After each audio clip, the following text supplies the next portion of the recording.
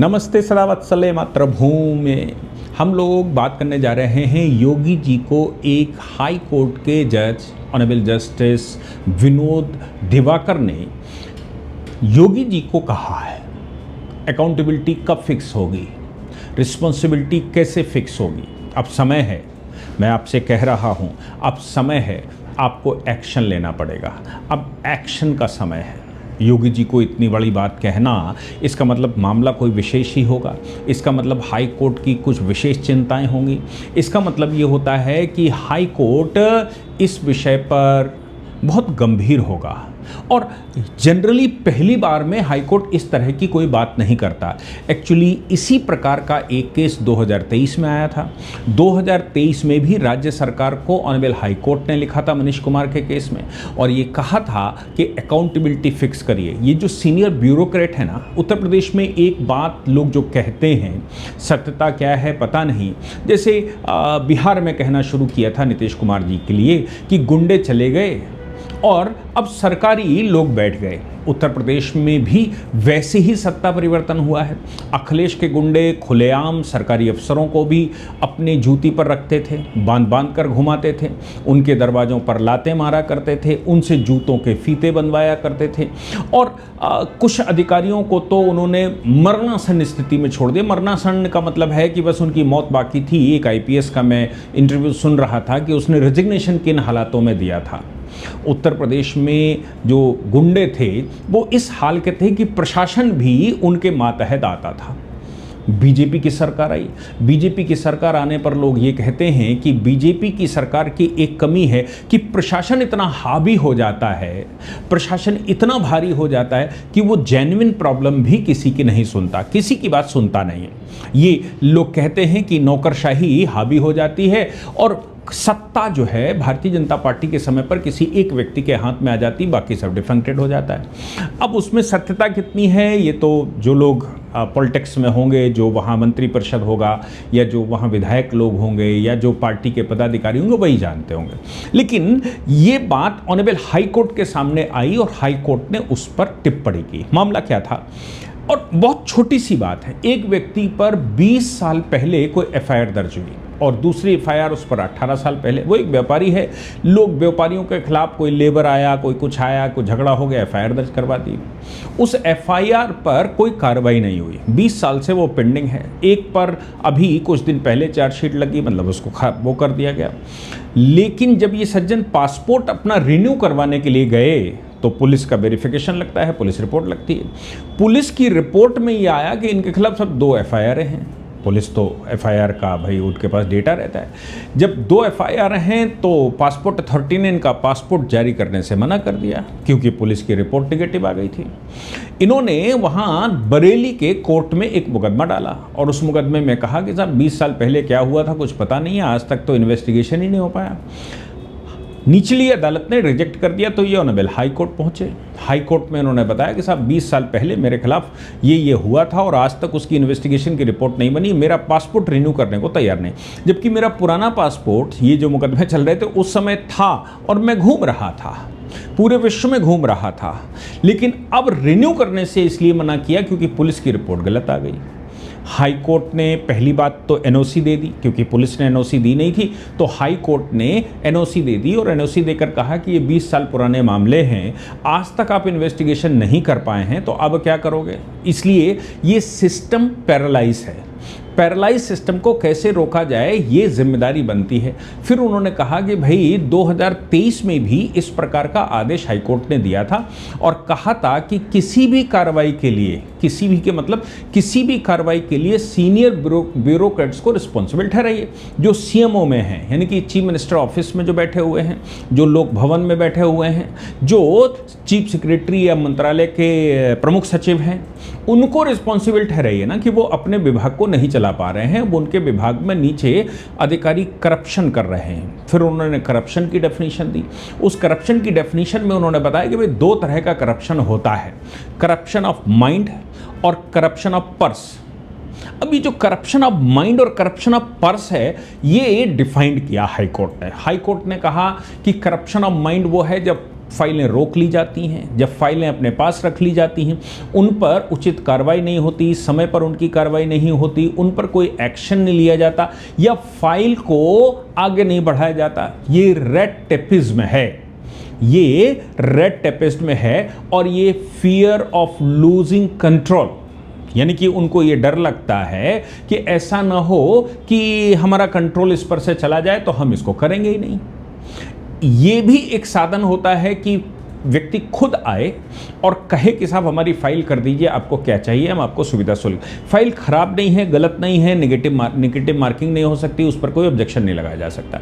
लेकिन ऑब्जेक्शन न लगाए जाने के आधार पर वो फाइल तो हो जानी चाहिए, लेकिन वो रख इसलिए दी जाती है कि कुछ सुविधा शुल्क मिले तो फिर इसको आगे बढ़ाया जाएगा, या किसी प्रकार का फेवर मिले तो आगे बढ़ाया जाएगा। हम तो सरकारी नौकरी है, सरकारी नौकरी का मतलब इंश्योरेंस हो गया है, कुछ भी हो मुझे सैलरी मिलेगी, काम करने का सुविधा शुल्क हमें अलग से मिलना चाहिए। इतना काम तो हम आपके लिए कर रहे हैं, बाकी तो सरकारी नौकरी मिल गई है, सरकार का प्रोटेक्शन है हमारे पास।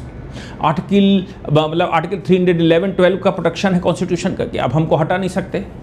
तो फिर काम क्यों करें? काम करने के लिए तो अलग से सुविधा शुल्क है। तो कोर्ट ने कहा कि भाई काम करने का ये जो करप्शन ऑफ माइंड है, ये करप्शन ऑफ माइंड है, दूसरे तरह का करप्शन ऑफ पर्स है।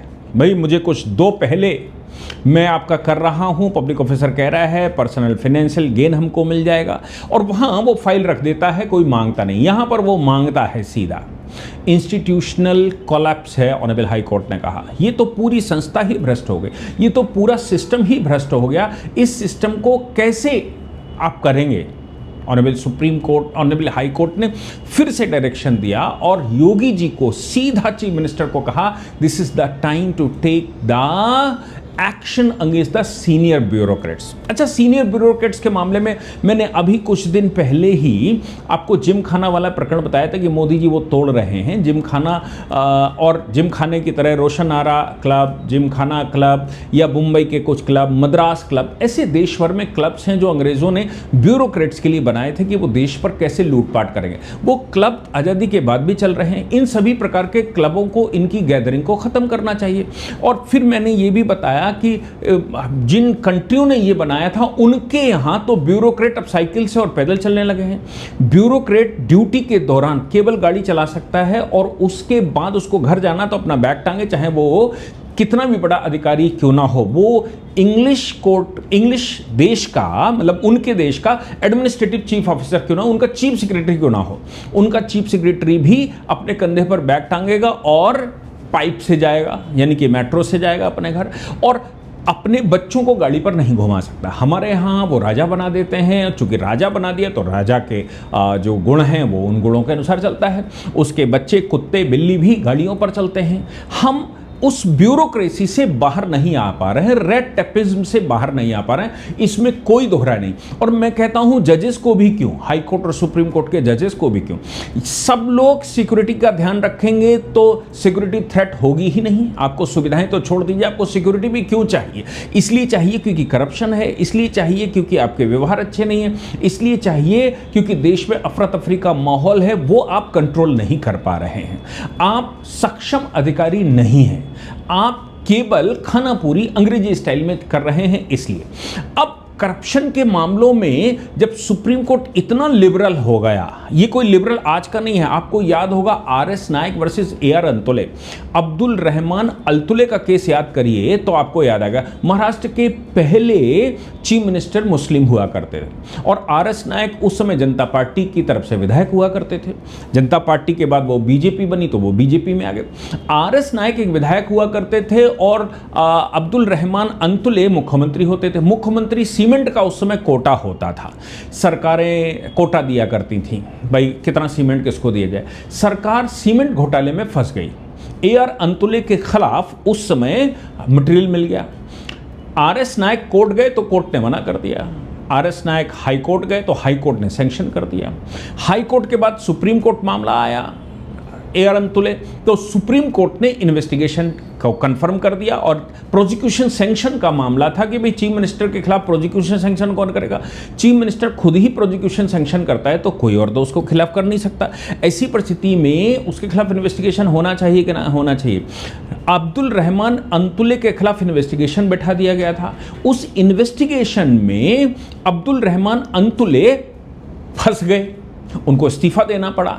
लेकिन RS नायक पीछे नहीं हटे, उन्होंने कहा इस्तीफा इन्होंने जरूर दे दिया है लेकिन करप्शन का तो इनके ऊपर चार्ज है ना, ये करप्शन के मामले में आगे तक जाएंगे। मामला जब बिगड़ा तो और सुप्रीम कोर्ट ने क्या किया कि हाई कोर्ट को निर्णय करने को दे दिया। AR अंतुले फिर सुप्रीम कोर्ट चले आए, उन्होंने कहा कि साहब अगर ये हमारा निर्णय करेंगे तो हमारी एक अपील मारी जाएगी। हाई कोर्ट ट्रायल कोर्ट नहीं हो सकता, सुप्रीम कोर्ट फंस गया, फिर 7 जजेस की बेंच बिठानी पड़ी, सुप्रीम कोर्ट को वो अपना निर्णय वापस लेना पड़ा और फिर वो नीचे दोबारा गया। लेकिन अब्दुल रहमान अंतुले फंस गए थे।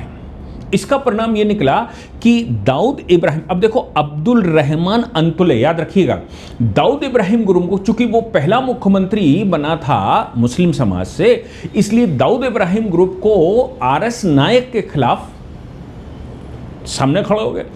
RS नायक को गोलियों से भूंज दिया गया। क्यों? क्योंकि वो AR अंतुले के खिलाफ मामला लेकर आए तो 12 साल तक उन्होंने बैटल लड़ी। 12 साल तक बेचारा, उस समय बीजेपी के पास कोई संसाधन नहीं हुआ करते थे, जनसंघ से बीजेपी बनी थी, राष्ट्रीय स्वयंसेवक संघ के लोग बीजेपी चलाया करते थे और राष्ट्रीय स्वयंसेवक संघ के लोगों को ही, ईमानदार लोगों को बीजेपी भेजा जाता था और कहा जाता था इनमें छांट कर भाई ये ईमानदार व्यक्ति है, ये चुनाव लड़ेगा। तो RS नायक उसी प्रकार के, वो संघ बैकग्राउंड के बीजेपी के कार्यकर्ता थे। RS नायक को खुलेआम गोलियां मार दी गई थी दाऊद इब्राहिम के चेलों के द्वारा, उस पर मुकदमा भी हुआ था। आप सोचिए कि इस स्तर तक भारत में करप्शन के खिलाफ सुप्रीम कोर्ट सैंक्शन दे चुका है। ऐसी परिस्थिति में अगर ये फाइलें 20-20 साल से क्रिमिनल इन्वेस्टिगेशन बैठा हुआ है और क्रिमिनल इन्वेस्टिगेशन की रिपोर्ट नहीं आ रही है और आप ये कहते हैं कि आपके खिलाफ FIR है, पुलिस इन्वेस्टिगेशन नहीं कर रही, रिपोर्ट नहीं लगा रही, मुकदमा नहीं चला रही, और आप कहते हैं कि नहीं आपका CR खराब है। आपका CR क्यों खराब है? क्योंकि आपके खिलाफ FIR है। FIR पर कोई एक्शन नहीं होगा, 100 साल तक ऐसी FIR पड़ी रहेगी। तो उनका वो पुलिस खुद इन्वेस्टिगेशन नहीं कर रही और खुद ही ऑब्जेक्शन लगा रही है, NOC नहीं दे रही। इसलिए ऑनरेबल हाई कोर्ट ने कहा कि हमने 2023 में भी, दूसरी बेंच ने किया होगा नो डाउट, उन्होंने कहा कि 2023 में भी इस तरह का आदेश दिया था और 2023 का ये जो आदेश है उसका पालन अभी तक नहीं हुआ। इसलिए हम आपको फिर से कहते हैं, मतलब उनको अल्टीमेटम टाइप का दिया कि भाई इनकी अकाउंटेबिलिटी फिक्स करिए, कितने दिन में ये काम करेंगे, कब काम करेंगे कि नहीं करेंगे, इनकी इसमें किसकी रिस्पॉन्सिबिलिटी बनती है, इनमें कोई रिस्पॉन्सिबल है भी कि नहीं है, या फिर ऐवे ही चलता रहेगा जैसा अंग्रेजों के समय पर चलता था। मैं समझता हूं कि ऑनरेबल हाई कोर्ट ने सफिशिएंट अल्टीमेटम दे दिया है और एक्शन का समय है ऐसा बता दिया है। देश को अगर आगे बढ़ाना है तो जैसे मोदी जी जिमखाना क्लब और ये सब तोड़ रहे हैं, ये जो ब्यूरोक्रेसी और बड़े लीडर्स की, बिजनेसमैन का जो ग्रुपिंग होती है, जो पॉलिसीज बनाते हैं, उनको अगर वो तोड़ रहे हैं तो मैं समझता हूं प्रदेशों की भी जिम्मेदारी बनती है कि ऐसा करें। हाई कोर्ट ने केवल इशारा किया है, लेकिन योगी जी में इतनी क्षमताएं हैं कि वो और तेजी से इन ग्रुप्स को तोड़ सकते हैं। लेकिन ब्यूरोक्रेसी के भर रहना, ब्यूरोक्रेसी के आधार पर चलना, ये ब्यूरोक्रेसी में जो लोग होते हैं, चीफ सेक्रेटरी होते हैं, उनकी मालाएं क्यों नहीं पहनाई जाती? क्योंकि वो कर्मचारी होते हैं और आप नायक हैं। आप नायक इसलिए हैं क्योंकि आपको लोगों ने चुना है। वो 4 किताबें पढ़ के क्वालिफाई होते हैं, एग्ज़ाम क्वालिफाई कर लिया और बैठ गए, लेकिन आपको जनता चुनती है आपकी परफॉर्मेंस के आधार पर।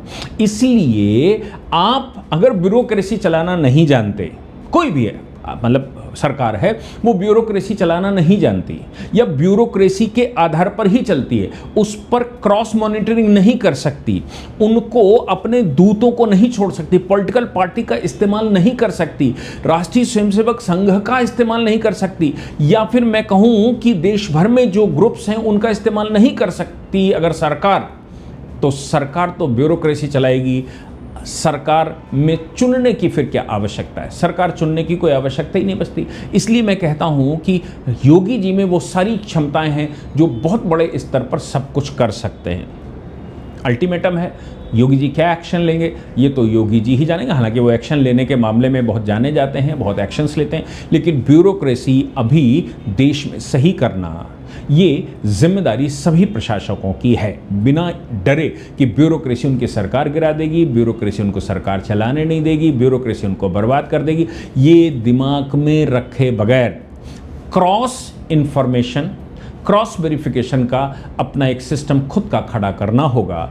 अगर नहीं कर पाते हैं तो फिर भगवान भरोसे जैसे चल रहा है पिछले 1000 वर्ष से वैसे आगे भी चलेगा। जय हिंद, जय भारत, वंदे मातरम।